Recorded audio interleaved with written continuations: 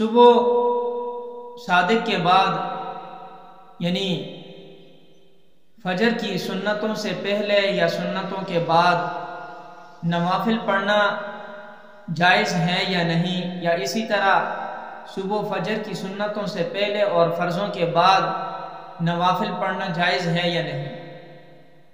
تو یاد رکھیں، اس مسئلے کو میں آسان سے سمجھا دیتا ہوں، توجہ کی ضرورت ہے۔ صبح صادق کے بعد فجر کی سنتوں کے علاوہ کوئی بھی نفل نماز پڑھنی جائز نہیں ہے۔ بات سمجھ آ گئی؟ صبح صادق کے بعد فجر کی سنتوں کے علاوہ کوئی بھی نفل نماز پڑھنی جائز نہیں ہے، مکروہ ہے۔ اور جو فجر کے فرض ہیں، فرضوں کے بعد بھی نوافل پڑھنا جائز نہیں ہے۔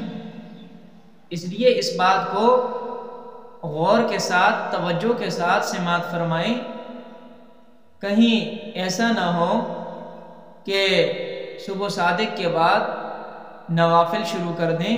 بہت سارے لوگ مسئلے کا علم نہ ہونے کی وجہ سے وہ صبح فجر سے پہلے یعنی کہ صبح صادق کے بعد سنتوں سے پہلے یا سنتوں کے بعد یا فرضوں کے بعد نوافل شروع کر دیتے ہیں، حالانکہ سنت سے پہلے بھی جو ہے نوافل جائز نہیں ہے، اور سنتوں کے بعد بھی اور فرضوں کے بعد بھی جائز نہیں ہے۔